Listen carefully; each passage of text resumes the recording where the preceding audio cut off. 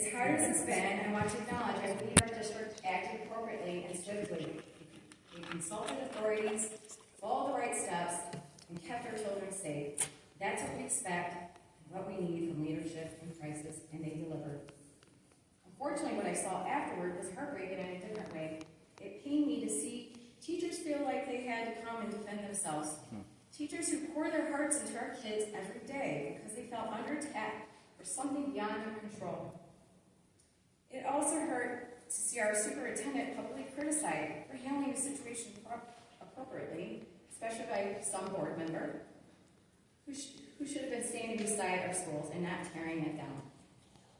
We all have the right to our opinions, and I respect that, but what happened here was wrong. It was wrong to make our educators feel under siege. It was wrong to turn a tragedy into a platform for blame. And it was wrong for leadership to attack leadership when we needed most was unity and strength.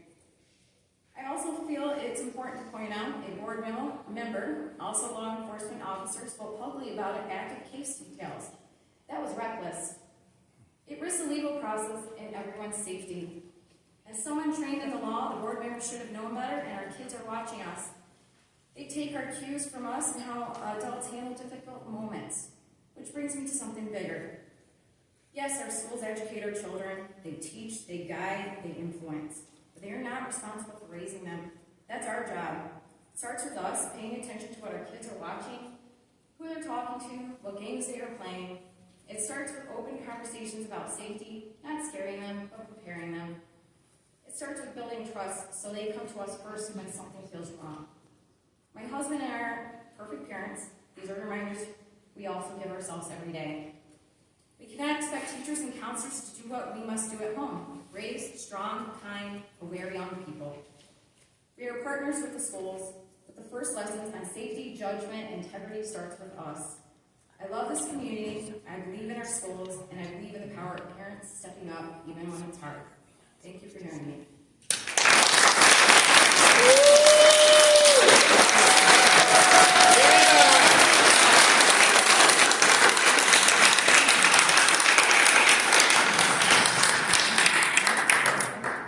Mr. Parkinson? No, I wrote on the sheet, but yeah, What?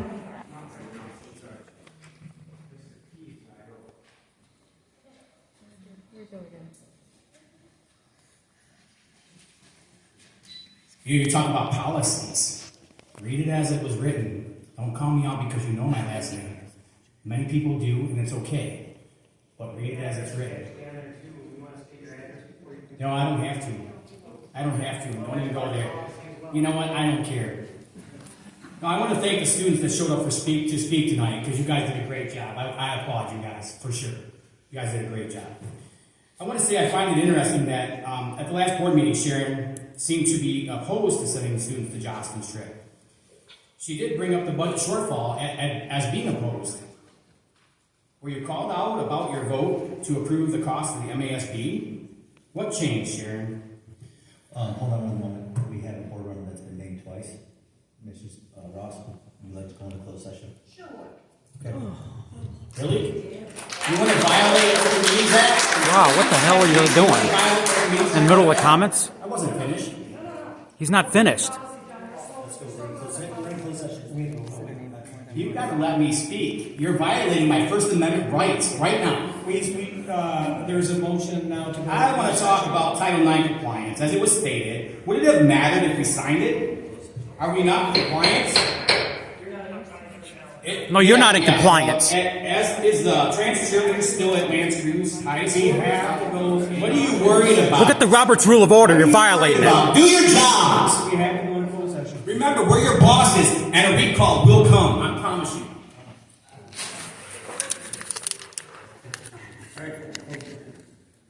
You guys are shameful.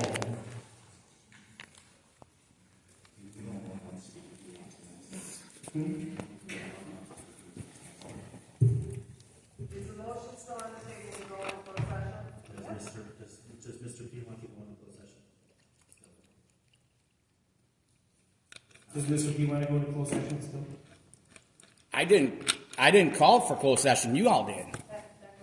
Yes, sir. Do you still want to go into closed session? No, I think we can Look for a recall, Sharon. I will. Don't worry. Yeah, I think I will do a closed session, yes. All right, there's been a call to go to closed session. Roll call, please, Sharon. Sorry. They should look at the Robert's Rule of Order. Mrs. Ross is yes. Mrs. Herndon? Mr. Lipsky? Yes. Are you going to closed session Mr. because of Ross? me? If so, you need to allow me to go into closed session as well. Yes.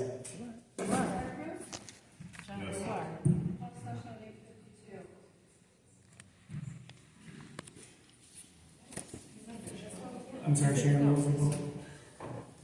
What was the vote again? I'm sorry. 5-1 to go into closed session, we're now in closed session. Sweet, let's go.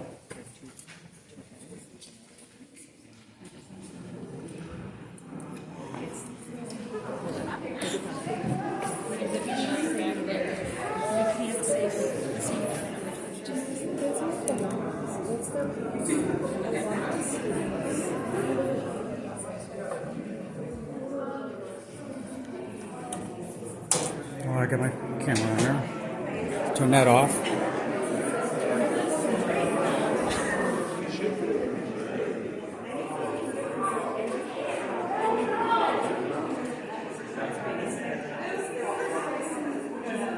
That's his right to call him out by name. That is his right. That's